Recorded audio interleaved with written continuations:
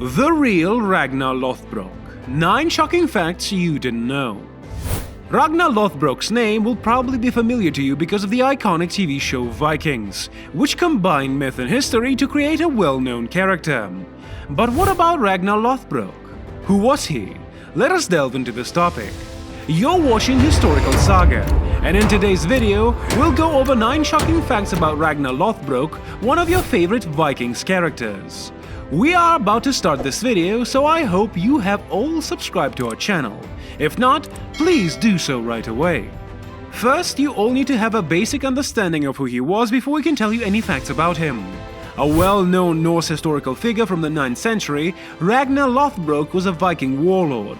He held the titles of King of Sweden and King of Denmark, as he was supposedly the son of the Danish king. Ragnar Sigurdsson is thought to be his full name. Much of what is believed to be known about Ragnarr Lothbrok is ambiguous. The majority, if not all, of Lothbrok's exploits are fictitious, with the Icelandic sagas, works of medieval European literature published long after his death, mainly turning his life into legend. These were partially embellished and partly made up, but they were based on actual individuals and events.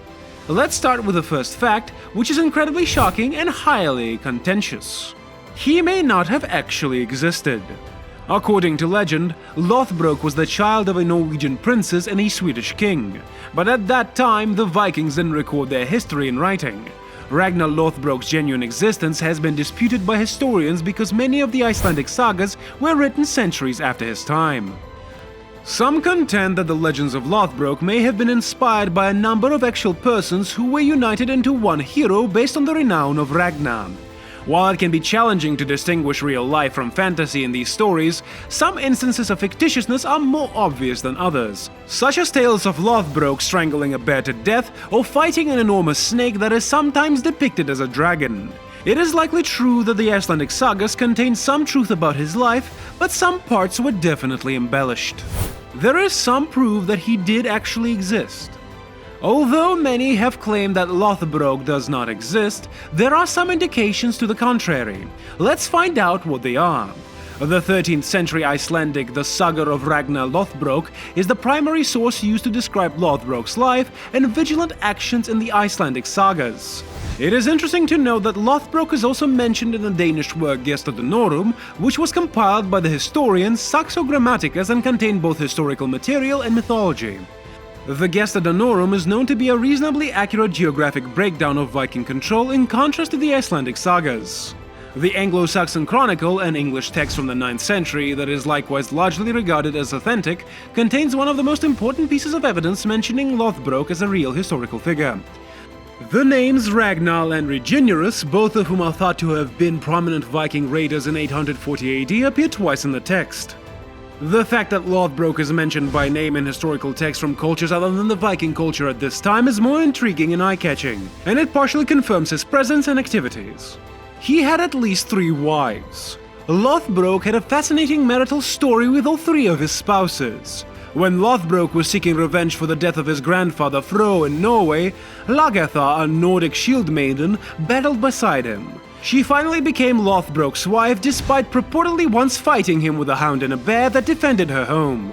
According to Viking legend, Lothbrok had to kill a giant serpent in order to win his second wife, Thora. Auslug, his third wife, was rumored to be the offspring of Brynhilde, a shield maiden, and the renowned dragon slayer Sigurd. During their romance, Lothbrok offered a puzzle to her and, after being impressed by her astute answer, soon after proposed to her. It's possible that an attempt was made to merge 3 different legends to create the tales of Ragnar's wives. History of Denmark mentions Swanloga as a potential 4th spouse. Today, nicknames are extremely common, but did you know that nicknames were also used by the Vikings? Additionally, Ragnarr Lothbrok has a nickname. Let's take a halt, and meanwhile, you can make sure to smash the like button and hit the subscribe button as well. He was referred to as Hairy Breeches or Shaggy Breeches. This stems from the legend of Lothbrok, who is said to have won the hand of his second wife Thora by boiling his cowhide trousers in tar, which he claimed shielded him from the serpent or dragon according to certain versions. Let's look at Lothbrok's descendants after talking about his marital history. While it can be challenging to confirm the incredible tales about Lothbrok, there is evidence suggesting that his sons may have been real historical figures. Since many of them lived in the same location at the same time period as the references made about them, there is a lot more evidence supporting their existence than there is of Lothbrok.